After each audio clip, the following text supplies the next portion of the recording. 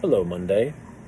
Hello, Monday podcast peeps. Welcome to the Better Man podcast. It is indeed one of the best days for a man to get better. It is a Monday, and we got a chance. We come off a weekend where we're with our people, friends, family, marriage, whatever. We're close to people, and we're spending time with them, and then we got to go back into the workforce on Monday, or who knows, whatever your situation is. Maybe you're off on Mondays. Monday is my day of the week off.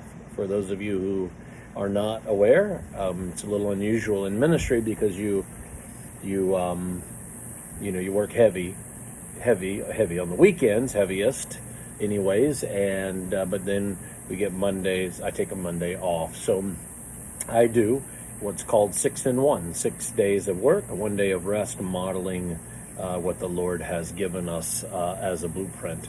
But worship is a part of my life all the time, but taking a day of rest, 1 day of rest for me. Now, I also want to say to those of you who are listening that today is going to be a little bit different because I'm going to be speaking to primarily just single men. So, but I think there'll be some good wisdom in here, even for sure. If you're not a single man, you're going to want to pay attention. Don't forget, if you have any comments that you can relate to, things you've learned, things that I share that cause you to think of maybe some way you might do things or have done things for success, man, share those with guys. Anytime you can just hit the share button on Facebook or any of the other platforms. Anytime you can give comments, reviews on any of the platforms. That kind of stuff helps. Just hit the like button as well on Facebook, Instagram, and even on YouTube also. All right, single men, here's a little information for you. I think I could probably do many parts, like several parts for single men. I probably won't, but because, there's a part of me that just gets a little frustrated, seeing some of the sloppiness out there and the way a man even approaches a woman, whether it's, he doesn't have to take time to at least clean himself up, a little bit, maybe take a bath or put on some decent clothes when he's trying to approach a girl, or how about, actually manning up.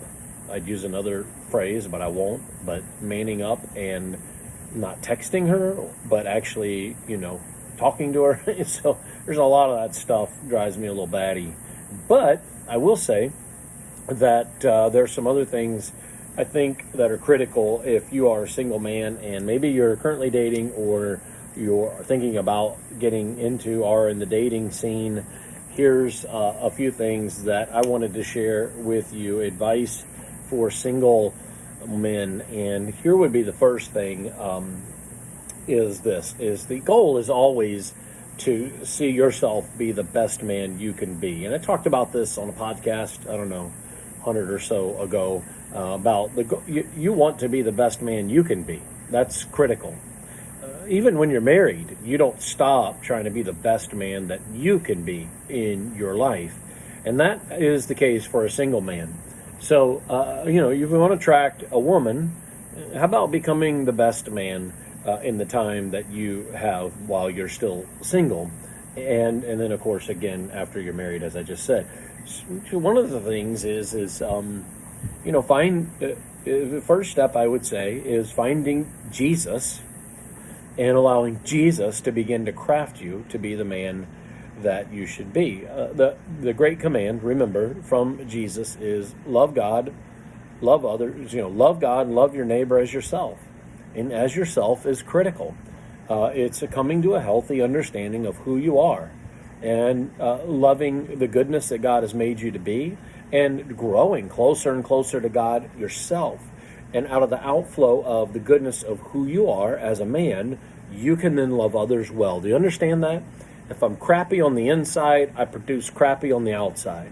If out of the overflow, God's doing a work inside of me, I can be healthier for people around me with my words and my actions. So God's doing a work in here, and it's coming out here in different ways for my connectivity with others, and of course my connectivity with a woman. So, hey, find Jesus. Dig into Jesus. If you're a single person, that is your job, man, to start right there. Find a church. That's the next thing I wrote down. Find a church. So like if I want to go to the bar and meet women, I go to the bar and meet women, if that's the kind, woman I'm looking for. If I'm looking for maybe a woman who's on a healthier track that loves Jesus, a church is a great place. Now, look, the church is not a club. It's not a bar. It's not any of that. But if you're asking me as a pastor, is that the best place I would want for you to, as a single person, to be mingling with humans of the opposite sex? Yes, it would be the church, 100%. And not every woman at a church is normal, or got it all together, or would be somebody you would want to date. But it's a great place to start, There are other platforms and ways out there to meet a Christian woman, so don't get me wrong. But I'm going to tell you, I stand by connectivity in the local church. Find a church, get plugged in, get connected. Don't use the church to meet a woman, but care about meeting a woman in the church. All right, so it's a little bit different. You're there, you're planted, you're rooted, and God is maybe she goes to another church, but it's in the Christian realm that you've been able to meet a woman who loves Jesus and is a part of the church as well. And then I wrote down, find a real man. I'm talking not that kind of way. I'm talking about find a real man. What I mean is find a man who's modeling loving a woman well, right? Because if you didn't get it from your father, if your father didn't show you how to love a woman through, his husband-wife relationship, your mother and father together, if your father didn't love your mother well, if you don't have that as an example, you're in trouble.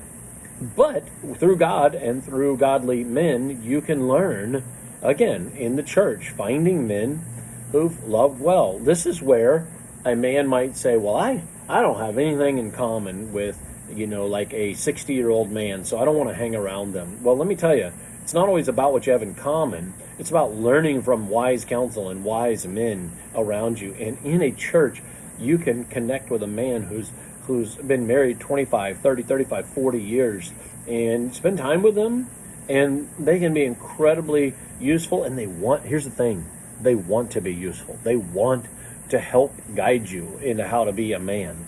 And so if you have the ability to connect with successful men in marriage, that's a great thing to do. If you're a single guy, learn, watch, find out the secrets to their success. And if they're a godly man, you're going to find that Jesus has been a big part of the success of a marriage. Remember, when I've talked about this before, but when you love Jesus and she loves Jesus, you have a bond that is powerful.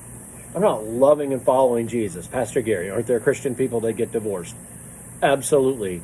But when you have two Christian people who are deeply in love with Jesus and moving together with the focus of Jesus, that divorce rate is almost nothing. Really, it's very low. It's less than 1 out of 100 of Christian marriages. So it's very powerful when they're moving in the same direction. So please hear me, that finding that woman who's also following Jesus, bonded together, but then again, connecting with a guy who can help guide you through that as you're still going to have difficulties along the way. So we're positioning yourself as a single guy to find a maybe healthier person in your life. And then I said, okay, so she loves Jesus.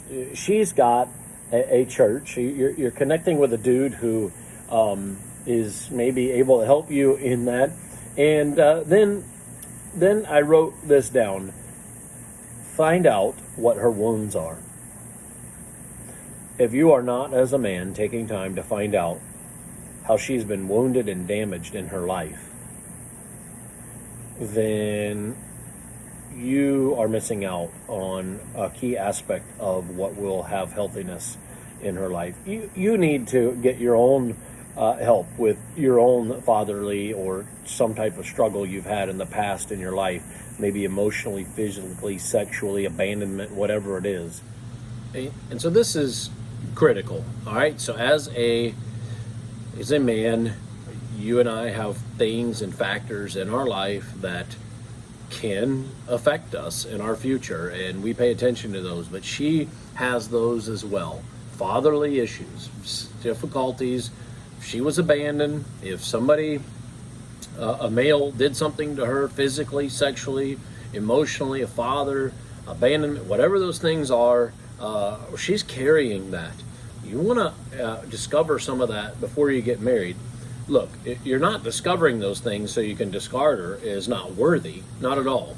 You're discovering those things so that you can help her, guide her to Jesus, bring healing to her life. A good man does that. He's healed, and then he helps another person heal. He helps a woman heal. God is allowing you as a man to have that opportunity to guide her to healing. Now, I do want to say that the last thing is you're going to treat her as a daughter of the King.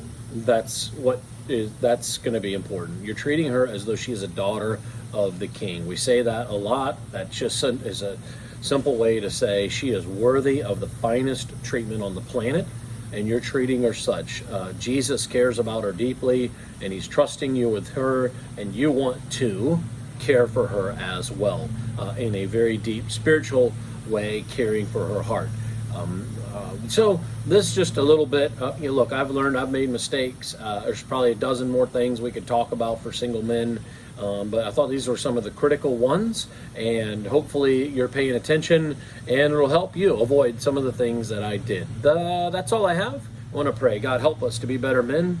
We know that we make mistakes. We don't always get it right, but there are a lot of things you've taught us in your word and for life to help us to get things right so that we don't have to make some of those mistakes. And God, pray for these men to be better. In Jesus' name, amen. Okay, that's all I have. I'll talk to you on Wednesday.